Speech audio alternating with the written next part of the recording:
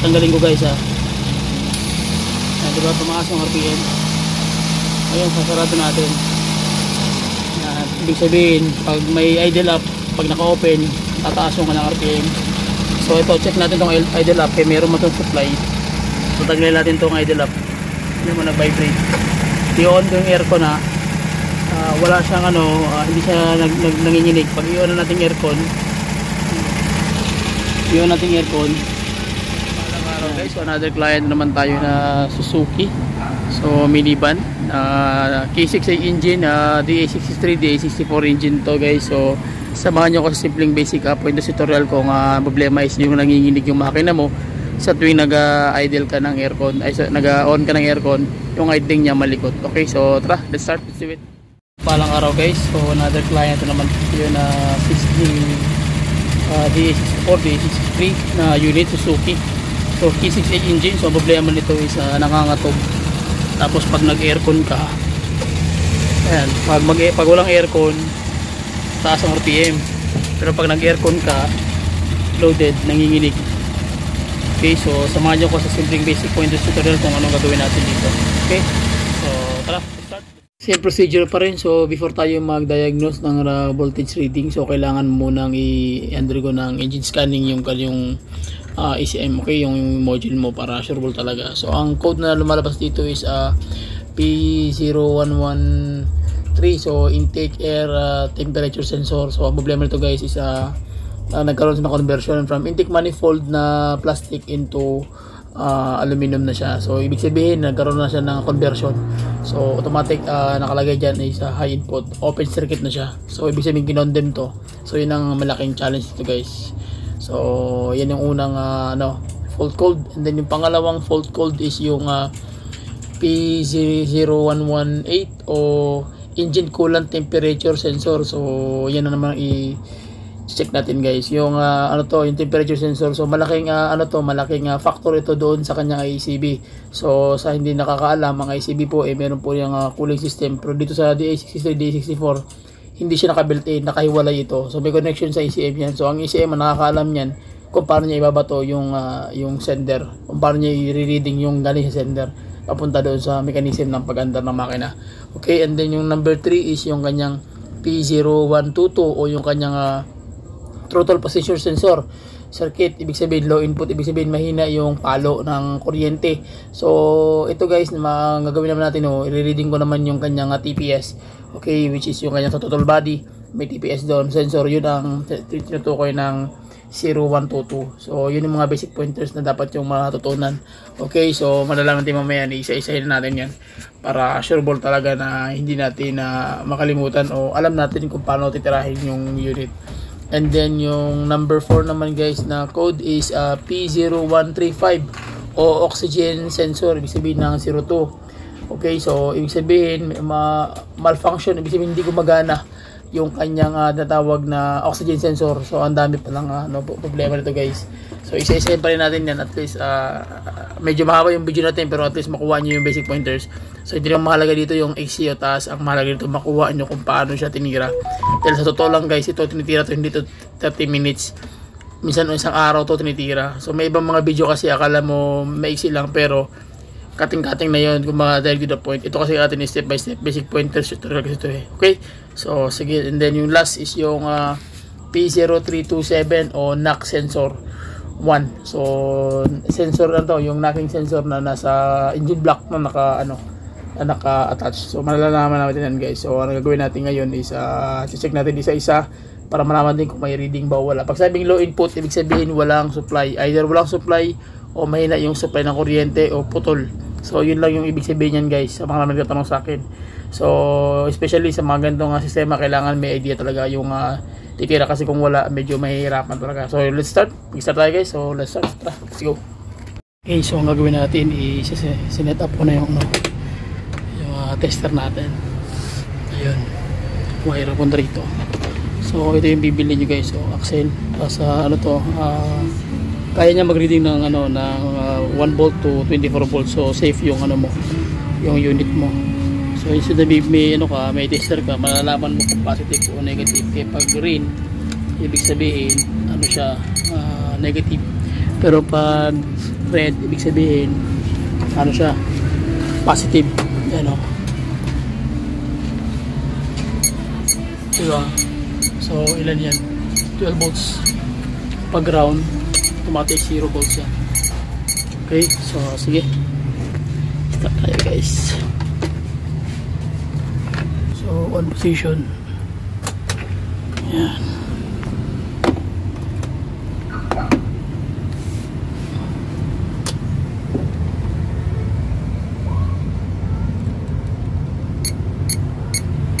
Volts, meron siyang naman ground yan. Okay,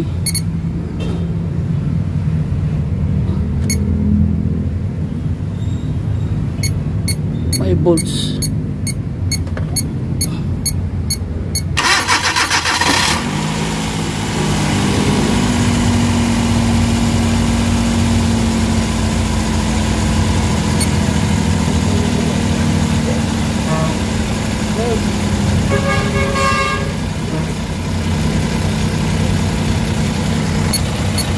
Pressure ibig sabihin gumagana to. So dito naman tayo sa ano, sa TPS. Yung TPS ang itirahin natin guys. Kukunin ko muna yung voltahe ng bawat isa.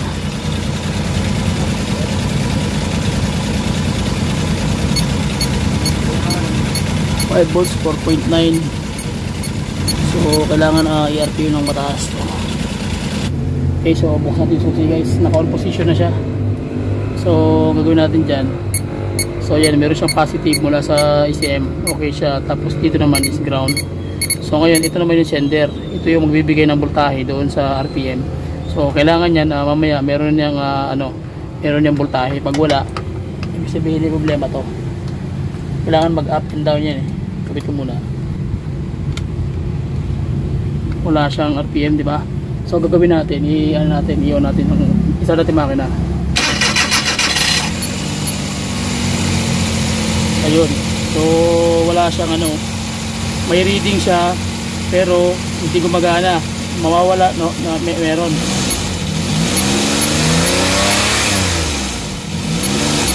Dapat yan steady siya ng 1 volt.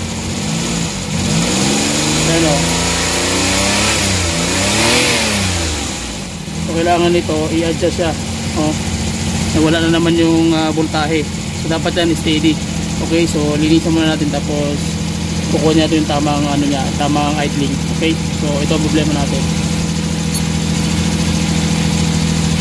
Wala ko ng aircon. Tingnan mo, patay. So walang RPM na maganda. So ito ang problema. Okay, so sige, tanggalin ko muna, tapos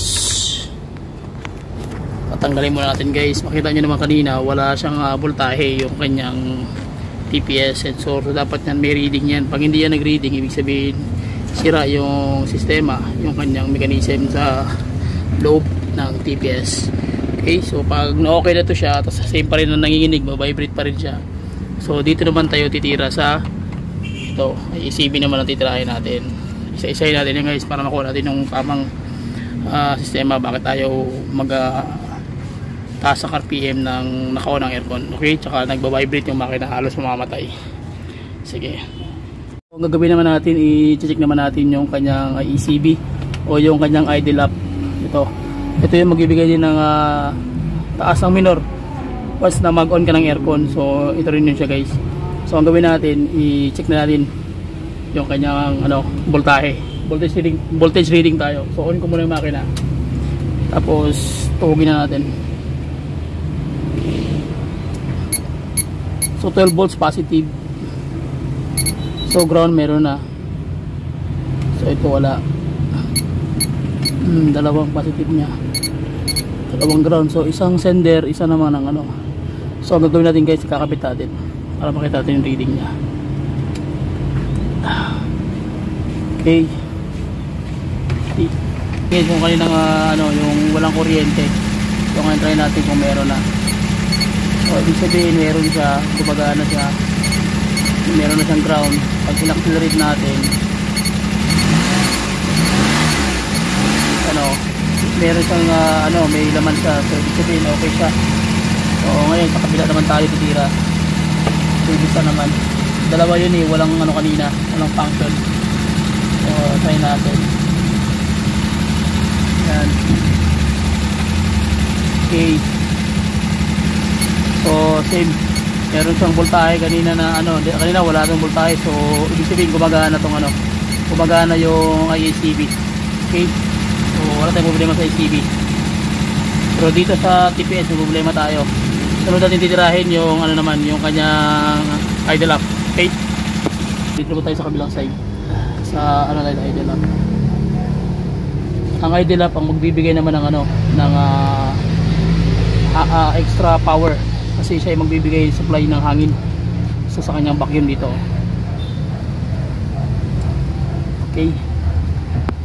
So, on natin kasi okay.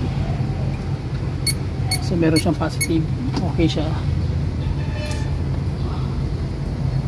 So, meron siyang positive sa kabila. Dapat to negative lang po rito. Pag ano yan, pag hindi siya negative, ibig sabihin dapat to negative to. Positive, naka-on na siya. Okay, so patayin ko muna. Naka-on pa rin. So sira to. Naka-on na sa automatic.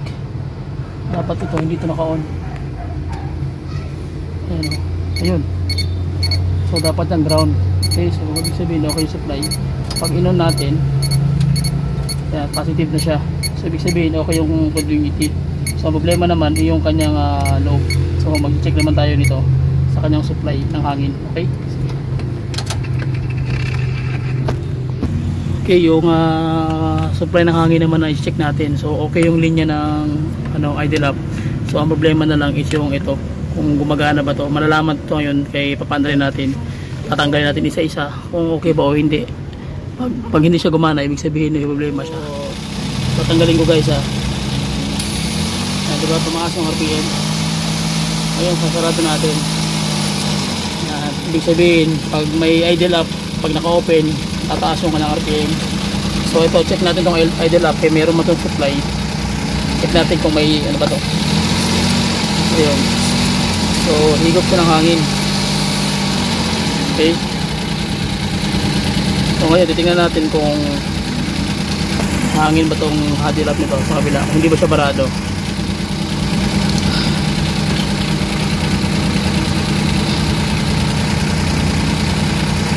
Okay. Okay guys, so tatanggalin natin tong idle up. Hindi mo nag-vibrate. I-on ko yung aircon ha. Wala siyang ano, hindi siya nanginginig. Pag i-on na natin aircon, yung nating aircon yan ulit, so nanginginig na siya. Ayan o, so ibig sabihin yung idle up hindi gumagana. O, parado na to. So ang idle up papalitan natin ilaw. So yung idle up parado. Okay, so parado ang idle up. Tapos itong PPS ang ano na problema. So lilinisan to, lilinisan dito. So ito parang papalitan talaga to kasi talagang ano siya, may problema na siya. Okay. So yan lang muna guys. Okay, so ang gawin namin, magbili muna kami ng idle up. Papalitan itong idle up. Tapos palitan yung idle up. Tapos itong TPS lilinisan lang natin para makuha natin yung saktong reading niya. Okay, so tanggalan natin yung TPS. Ayan. So papalitan ng bago. Check natin yung bago kung okay ba. Okay. So sige. Okay, so i-reading ko muna guys yung ano, yung luma tsaka yung bago. Titingnan ko yung resistant kung okay ba. So reading natin to guys. So 5 tama siya. 2.7. Balik ka rin natin.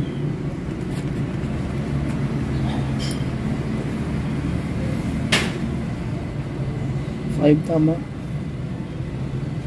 2.7. So dito naman dapat mataas yung resistance nito eh, gitna. 4.5 tama. Ayun 5.8. Same lang bila naman. Balik pa rin natin 5.5. Ayun 1 volts. So okay to isa. Sige.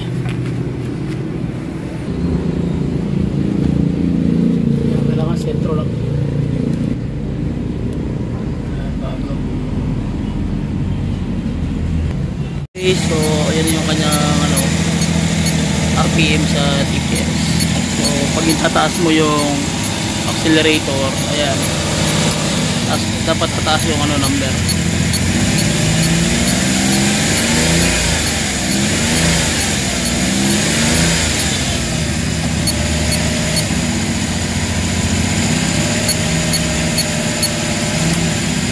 Kung pag-adjust ko, kailangan mataas. So meron siyang constant na reading, guys. Okay. Pwede yung TPS niya, yan yung setup niya, 28 volts to 1 ano po. Yung problema lang, ito naman, ito, yung idle na lang. Yan. So yung idle na lang kailangan natin na makabit. Okay, so bumibili ka ng pyesa para maisa lang. Ayan, pag bibitawan mo yung idle niya, tataas yung reflection, tataas yung RPM. Pag sinara mo, ito close. Okay, so yun lang ko lang, guys. Tingnan nyo yung response, guys, ng pag yung TPS gumagana ng maayos. Pag i-down mo siya, bago yung andar. Ayan, pati dito nagbago na rin. Pero pag in-up mo, tataas ng RPM, diba? Naka-up siya, i-down ko, bago i-up mo. Okay, so nagbago rin. So yung reading niya tumaas din. Dito naman pag dinown mo to, i-down natin yung reading na wala. Okay, so ibig sabihin kailangan mo itong itaas. Yan, sentro mo lang para yung RPM. Yan yung pinaka ano mo, pinaka tune up po dyan sa ano, idling. Okay, so ngayon ang gagawin natin, ituturo ko muna sa inyo kung bakit habang bumibili ng pyesa. So ganito kasi nangyari, marami nagkakamali talaga sa mga electrician nito, kasi minsan hindi na binibigyan ng pansin yung ano, yung temperature sensor sa mga multicab na DA63, DA64. Malaki yung connection niyan dito sa ACB. Bakit? Kasi yan, kasi meron niyang sender na mula sa computer na 4.5 volts to ano 3 volts to 5 volts. Ngayon pag hindi yan maibalik uli ng sender mula sa tawag niyan diyan sa may temperature sensor, pabalik sa computer, magkakaroon ng problema sa ACB kasi may connection ng ACB at yan doon. Kumbaga yung ACB dito, kasi ang nangyari, yung ACB niya wala siyang tubig. Pansin nyo sa mga throttle body, yung throttle body may mga tubig yan dito na tinatawag na ACB. Ito siya, wala siyang ACB na ano, tubig na yung dalawang hose na pinapasukan. So ano lang siya, sa hangin lang siya. Ngayon ang ACB niya hindi naka-built-in dito, naka-built-in dito na nakalagay. Ayun na mismo yung kanyang ano, sensor, doon nilagay ang sensor niya. Kaya magugulat kayo, akala nyo sa online yan thermostat, hindi yan sa thermostat sensor. Malaking tulong yan dito, nakakonect sa computer. Kaya pag hindi nyo kabisado, medyo magulungan naman. Okay, so nakita nyo naman, ginalaw ko doon, tumunog to. So ibig sabihin may connection siya dito. Yun po yung karamihan na problema. So ang gagawin natin, magpapalit kami ng ano, ng temperature sensor na dapat gumagana yun para yung sender na 4.5 volts pumalo kay ECM, magkaroon siya ng signal, at pag magkaroon siya ng signal, automatic yung RPM kukontrolin na ni ECM yung buga ng accelerate. Para once na nag-open ang aircon, automatic magbibigay siya ng signal nga open mo na, kasi nga naka-open na siya. Okay, so yun yung mga basic pointers, guys, para at least alam nyo yung paano pag-troubleshoot, pag-diagnose. So man-to-man labanan, medyo mahirap nga lang pag hindi nyo kabisado yung electrical system. Okay, so sige, magbabili mo na kami ng pyesa, tapos babalik ako pag ayan na, guys, yung temperature sensor na may connection kay ECM na 5 volts. So magpapalit si sir nito. Ayan, malabo. Ayan, oh. So ito papalitan. Okay, so sige, magpapalit muna kami. Okay, so asan na yung pyesa, Brad, na nabili? So ayan na, guys, yung pyesa. Pabili na talaga, bago. So idle up din, medyo mahal nga lang, surplus, pero gumagana siya.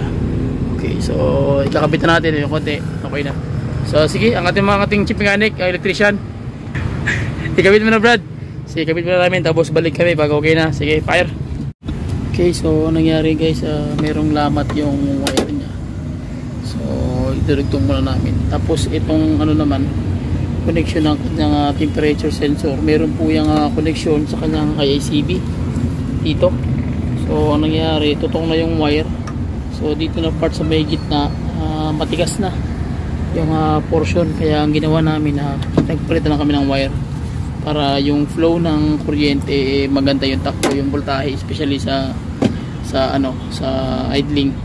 So may connection kasi yan dun sa idle up, sa ACB, kaya kailangan yung flow dito maganda yung reading. Tapos nag-check engine din yan kanina, yung indicator lights. So dahil dito hindi ko na nabidyohan, yun ginawa namin, pinalitan muna namin ang wire para maganda yung reading. Okay, so kabit muna namin, set up muna namin, tapos balik tayo mga content. Guys, i-start natin yung makina. So makita yung maingay dito, ito yung connection ng temperature gauge sensor. So magtataka kayo bakit tawag yan nilagay ko na dyan para makita ko yung ground na hindi mawawala, kasi putol kasi nung nakaraan, wala siyang connection. Makita yung maingay dito, ito yung connection ng temperature gauge sensor. So magtataka kayo bakit tawag yan nilagay ko na dyan para makita ko yung ground na hindi mawawala, kasi putol kasi nung nakaraan, wala siyang connection. May connection siya pero hindi siya napuputol kasi nga tawag yan yung kanyang gauge hindi pa gumagana. So nangyari, hindi na gumagana yung lobe, kaya nagkaroon diferensya. So ngayon okay na, may ano na siya, meron na siyang ground, okay na siya. So ang gawin natin, paandalin natin, sige, last time. Ayun. So pag unang start mo, kailangan tataas ang RPM. Pag taas ang RPM, ayan. So di ba kanina namatay, tapos biglang bumalik, sabihin okay na siya. So na-idle na natin to, medyo uminit ito guys. So anong nangyari, walang aircon. Ayan, so yung engine normal yung idling. Di ba nagpalit tayo nito ng tawag niya, nagpalit na tayo ng TPS. Okay yan, meron ding reading yung pressure switch o map sensor, okay din yan. Yung idle up niya okay naman din, and then yung yung IACB okay naman. Tapos nagpalit tayo ng idle up, and then yung sensor ng thermostat. Okay, so ito yung pinalitan natin guys na pyesa. Ito, ayan, nagpalit tayo niyan, tsaka ito at yung kanyang, ayan, okay. So yung kanyang TPS sisira.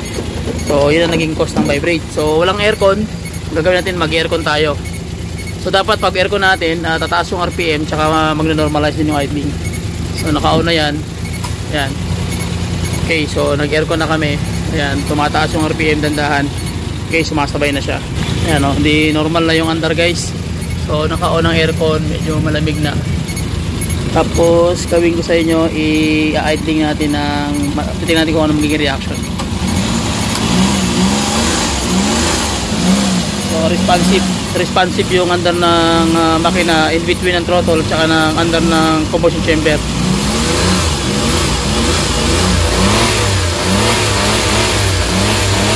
Okay, so ayan na guys, natapos na rin namin yung sistema. So ang problema talaga is yung electrical system nya. So ito ginawa namin, tutong na yung mga wire, tinanggal namin, binaklas namin yung harness, pinalitan namin ng wire dito kasi dumikit na doon sa kanyang sa exhaust. So nasunog. Ang nangyari, pagkasunog, natutong yung wire.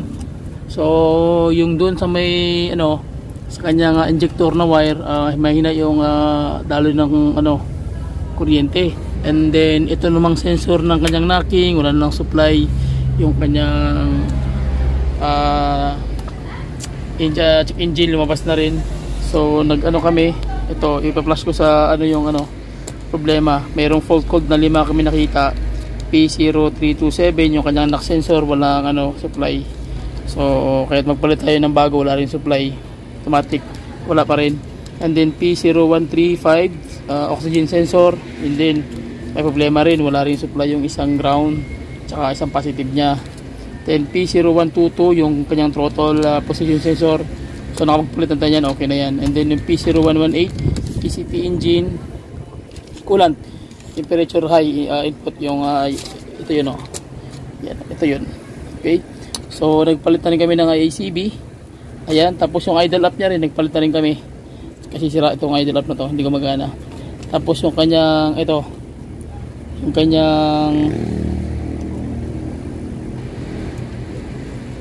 yung kanyang temperature sensor, wala dito. itong kanyang throttle position sensor, yan, nagpalit na rin kami kasi sira to. Tsaka yung kanyang idle up. Okay, so anong nangyari, kinabit namin lahat, nanggalan natin, na-erase natin yung code, tapos check na namin yung buong system nya, okay naman. So ang problema is yung ECM. So nasira yung kanyang mga sensor guys, dahil siguro pagkabit na nito mali-mali, mapekto yung ECM nya. Kaya nangyari, walang supply yung kanyang sensor, kaya yung aking sensor, and then yung idle up, yung mismong controller ng high RPM and low RPM tuwing mag-idle ka na, mag-aircon ka, so kailangan nag-automatic yun, tumataas yung RPM. Problema yung controller niya, nasira nga doon. So at least alam na natin yung problema, so ECM. Pero ganun pa man, na nagpalitan ng pyesa, okay naman. So try natin yung makina. Sige Brad, for the last time, start natin. Sabi niya, binuksan ko yung bulalo, tinuro niya.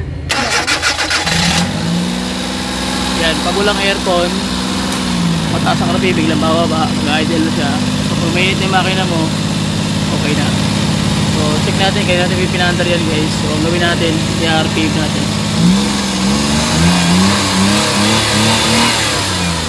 Wala na siyang vibrate.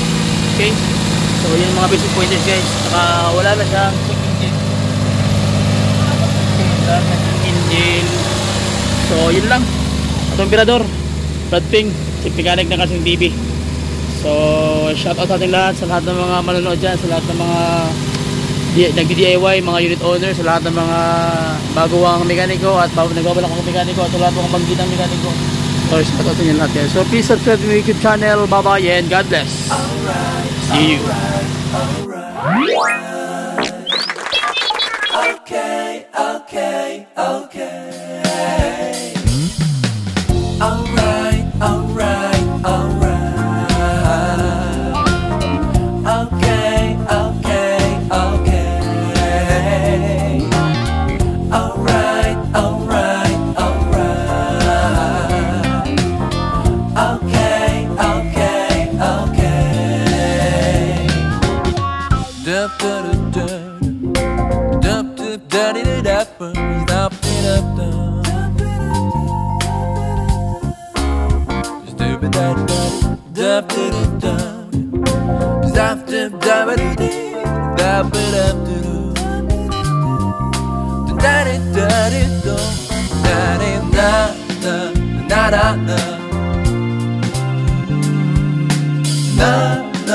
Na